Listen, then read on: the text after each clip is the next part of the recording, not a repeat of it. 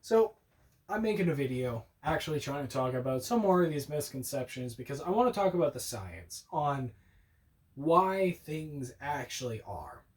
So, I see a lot of people trying to compare European straight swords with katanas. They're the most comparable weapon out of all the other different types. But it makes me laugh because I know the internet works in absolutes. Either you are for one style or the other. And a lot of people try to make caveats and be like, oh, well, if you look back historically, both of them were very similar in grade when it came to steel and material.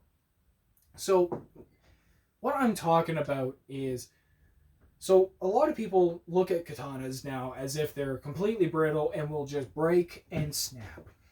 And I'm here to say that didn't happen. And if it did, it was because it was a poorly made sword. Just like how European swords can also be very brittle and break with very little resistance being put upon them. No sword was perfect. However, the style of sword did not change how good or bad the sword was. The material does play a factor, but the biggest factor is how the blacksmith, worked the blade, especially near the end. Because things like quenching is really what makes the blade kind of work or not. So, what is quenching? Quenching itself is cooling the blade with a type of liquid at a certain rate that it helps keep the springiness of the steel, but making it not so brittle that it snaps, but isn't too malleable where it's like Play-Doh. And quenching is a very, very big factor.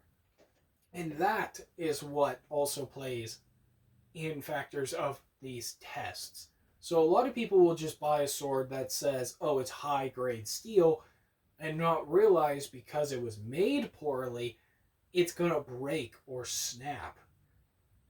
Now, there are a lot of other caveats. As soon as you have a blade that is brittle, you're going to have issues with the sharpness, especially with things like hidden targets that are a little too hard. You're going to find chips. It's going to kind of break apart that little bit easier, even if you have really good edge alignment.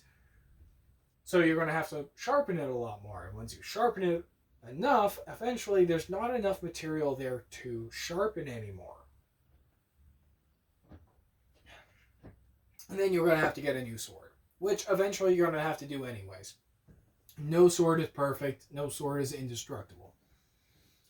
But I really want to fix the misconception that katanas were completely brittle and terrible. They weren't godlike as the internet wanted to make them seem like before, but they're also not pieces of trash that are going to be destroyed because of the superiority of the purity of European steel. That's not how that works. So yes, katanas did use pig iron, which is a slang term. I don't know Japanese, so I don't know the actual name.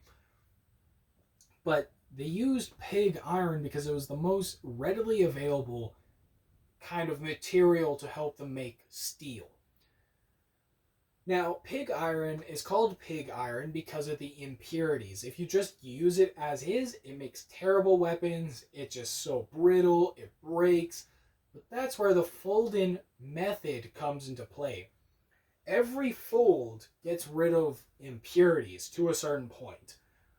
And that certain point, roughly about 500 folds, I think, is kind of the min-max type of amount of like work to impurities kind of taken away.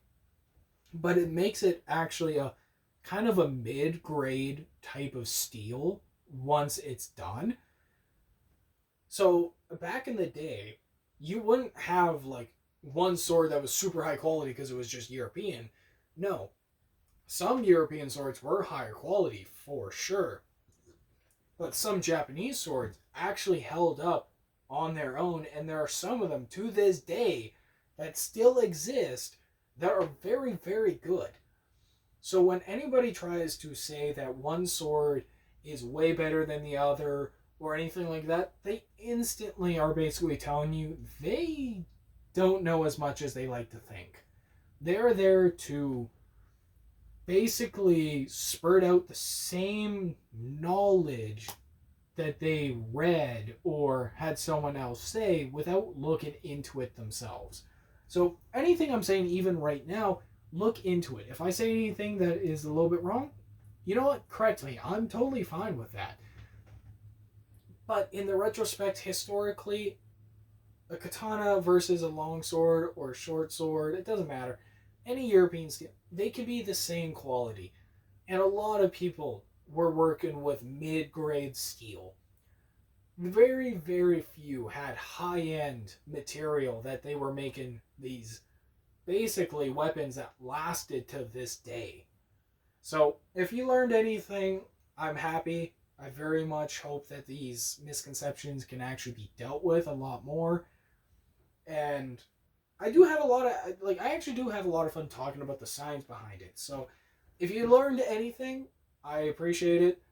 I hope you guys do have a great rest of your day.